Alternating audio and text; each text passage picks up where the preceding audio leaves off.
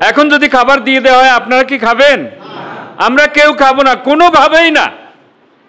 একটাই কারণ, সেটি হচ্ছে যিনি আমাদের মালিক, যিনি আমাদেরকে সৃষ্টি করেছেন, আবার এই দুনিয়ার জীবন শেষে যে মহান প্রভুর কাছে আমাদেরকে পাঠিয়ে দেওয়া হবে, মাটির নিচে রেখে আসা হবে, যার জিম্মায় আবার আমরা চলে যাব, এটা তার নির্দেশ।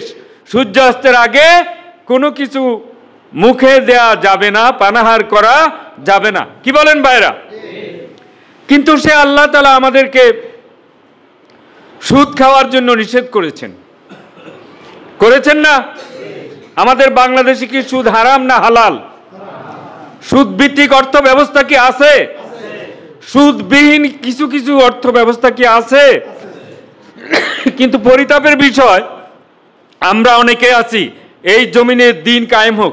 মুহাম্মদ রাসূলুল্লাহ সাল্লাল্লাহু আলাইহি ওয়াসাল্লাম যেভাবে মদিনায় গিয়ে একটা ইসলামিক স্টেট প্রতিষ্ঠা করেছিলেন, মানুষ শান্তিতে বসবাস করেছিল, মানুষের অধিকার প্রতিষ্ঠা হয়েছিল, এরকম একটা রাষ্ট্র বা সমাজ ব্যবস্থা আমরা প্রত্যেকেই কিন্তু চাই।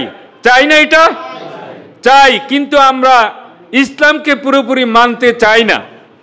আমরা জানি সুদ হারাম, আমরা জানি এই বাংলাদেশে সুদবিহীন কিছু কিছু ব্যাংক ব্যবস্থা চালু আছে, তারপরেও আমরা সুদের সাথে লেনদেনে জড়িত হই।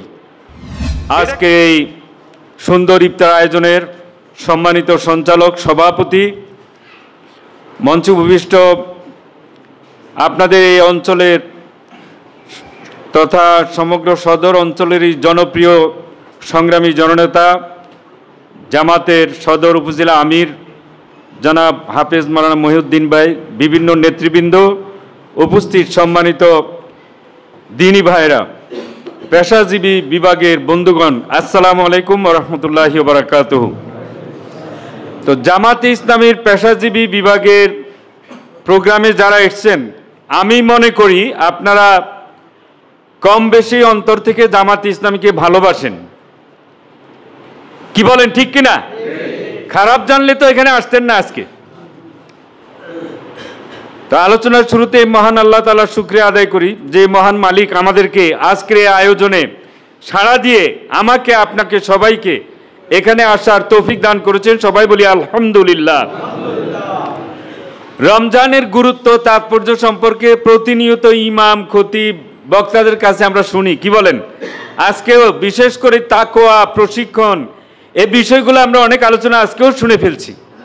তা আমি তারপরেও প্রধান মেহমান বলার কারণে আমি ওনাদেরকে আমাকে এই দায়িত্ব দেওয়ায় আমি আন্তরিক মোবারকবাদ জানাই। আমি সংক্ষেপে রমজানের আলোকে কোরআনের তাৎপর্য আমি আপনাদের সামনে সামান্য কিছু কথা বলার চেষ্টা করব।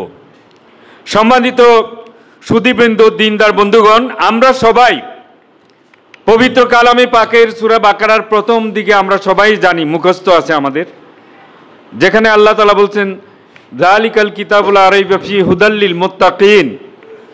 এই যে মুত্তাকি হওয়ার কথা, লাআল্লাকুম তাত্তাকুন, আল্লাহ যে বলছেন এই শবে সাদেক থেকে সূর্যাস্ত পর্যন্ত আমরা খিদায়, তৃষ্ণায় অনেক কষ্ট পাচ্ছি। কি বলেন, ঠিক কিনা?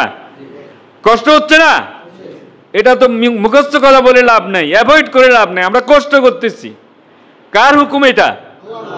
এখন যদি খাবার দিয়ে দেওয়া হয় আপনারা কি খাবেন? আমরা কেউ খাবো না, কোনোভাবেই না। একটাই কারণ, সেটি হচ্ছে যিনি আমাদের মালিক, যিনি আমাদেরকে সৃষ্টি করেছেন, আবার এই দুনিয়ার জীবন শেষে যে মহান প্রভুর কাছে আমাদেরকে পাঠিয়ে দেওয়া হবে, মাটির নিচে রেখে আসা হবে, যার জিম্মায় আবার আমরা চলে যাব, এটা তার নির্দেশ।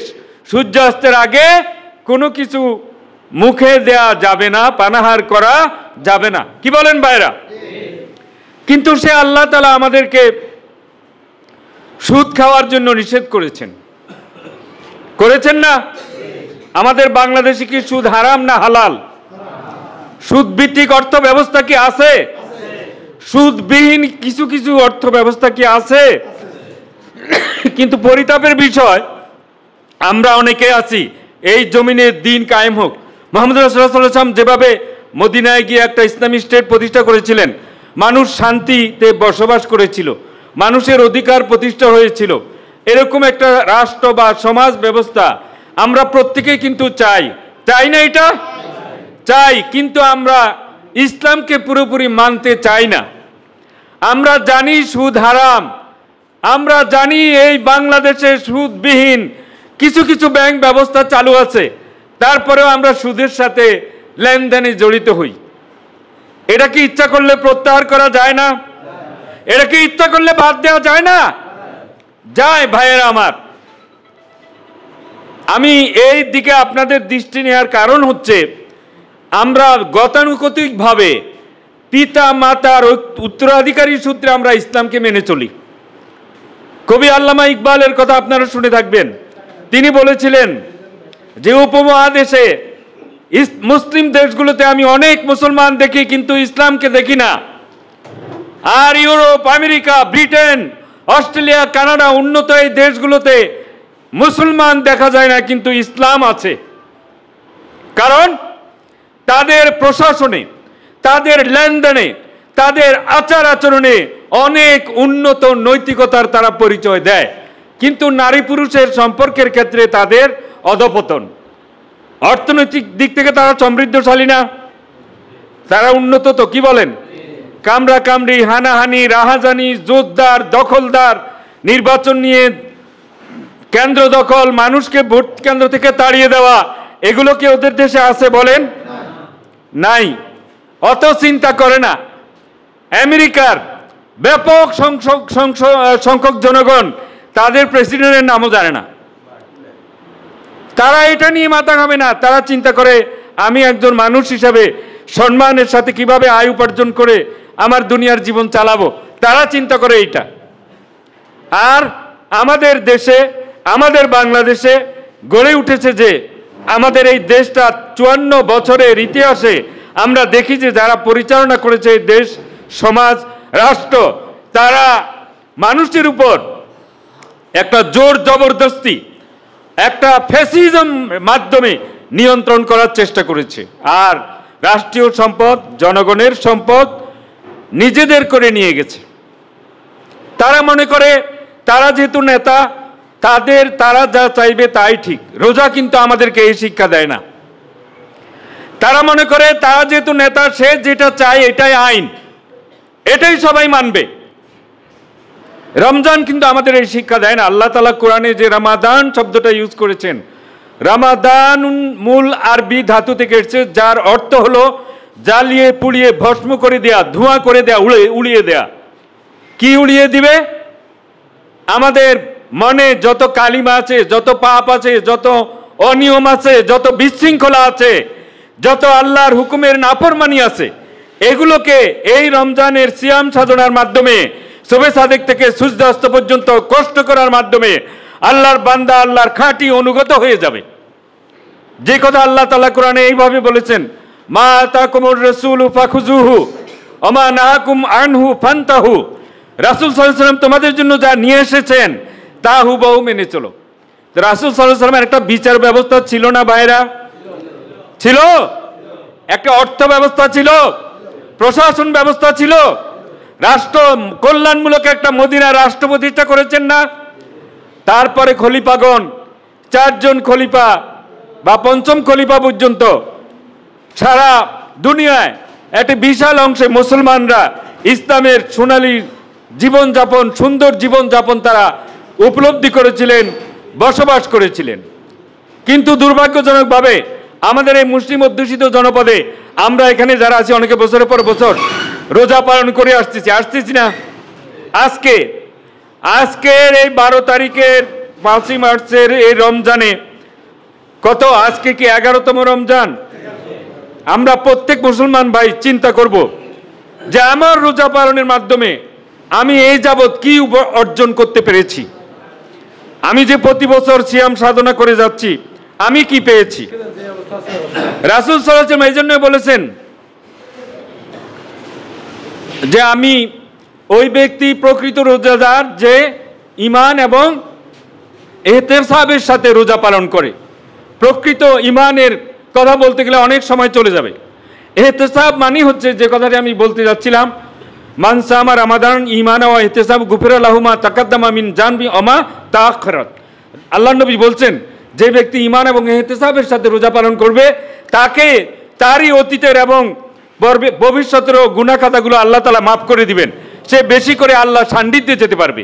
তাহলে আমাদের আত্মপর্যালোচনায় এটা নিয়ে আসতে হবে যে আল্লাহ তাআলা যে কোরআনে বলছেন ইন্নামাল মুমিনুনা আল্লাযীনা ইযা যুকিরাল্লাহু ওয়াজিলাত কুলুবুহুম, প্রকৃত মুমিন তারা। আল্লাহ তাআলা ডেফিনিটলি নিশ্চিত করে বলছেন নিশ্চয় মুমিন হচ্ছে তারা কারা, ইযা যুকিরাল্লাহু ওয়াজিলাত কুলুবুহুম, যখন আল্লাহর কথা শুনে স্মরণ হয় তখন তাদের অন্তর কেঁপে ওঠে। সাহাবাগণ এরকম ছিলেন না? সাহাবাদের জীবনী পড়লে আমরা এরকমই দেখতে পাই, তারা আল্লাহর ভয়ে এরকম ভীত ছিলেন। ওয়াইজা তুলিয়াত আলাইহিম আয়াতুহু, আল্লাহর আয়াত, আল্লাহর কথা, কোরআনের কথা যখন শুনে তাদের ঈমান বৃদ্ধি পায়। ওয়ালা রাব্বিহিম ইয়াতাওয়াক্কালুন, তারা তাদের রবের উপর ভরসা করে। দুনিয়ার কোনো অনৈতিক চরিত্রের অধিকারী, অসৎ, দুর্নীতিবাজ, জুলুমবাজ কোন নেতার আশ্রয় নেওয়ার কথা তারা চিন্তা করে না। আমাদের বাংলাদেশে আজকে সবচেয়ে বড় সমস্যা হচ্ছে আল্লাহর উপর তাওয়াক্কুল না করে আমরা দুনিয়ার কোনো বস, দুনিয়ার কোনো নেতা যত খারাপই হোক তাকে আমরা আশ্রয় প্রশ্রয় দিই, তার কাছে অনুগত হয়ে যাই। এই কারণে দেশে বারবার ফ্যাসিজম আসে।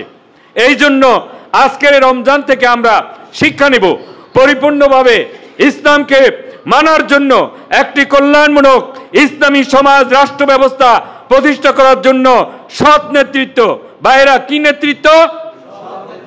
সৎ, খোদাভীরু, আমানতদার ব্যক্তিত্বরা যাতে সমাজ পরিচালনায়, রাষ্ট্র পরিচালনায় আসতে পারে, এই দায়িত্ব আজকে আমরা যারা সিয়াম সাধনা করছি আমাদের রোজাদারকেই পালন করতে বলে। কি বলেন, ঠিক কিনা?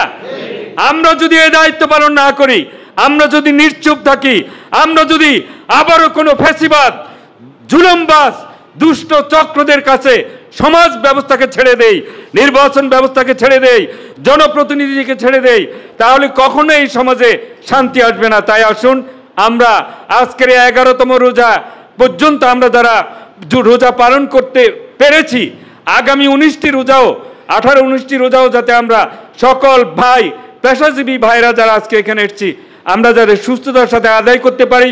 এবং বাংলাদেশ জামাত ইসলামী আমাদের হাতে যে কোরআন তুলে দেয়, বৈঠকে ডাকে, জামাত নামাজে পড়ার জন্য উৎসাহিত করে, পার্সোনাল রিপোর্ট রাখার মাধ্যমে ইলমে দ্বীনকে, কোরআনের জ্ঞানকে আরো সমৃদ্ধ করার জন্য যে নিরলস প্রচেষ্টা চালিয়ে যাচ্ছে, জামাত ইসলামীর এই কার্যক্রমের সাথে নিজ নিজ অবস্থানে থেকে আমরা সবাই ঐক্যবদ্ধ হয়ে এগিয়ে আছি। আমরা কি রাজি আছি? ইনশাআল্লাহ।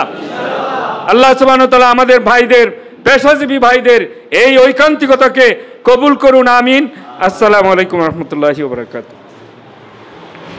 সম্মানিত উপস্থিতি,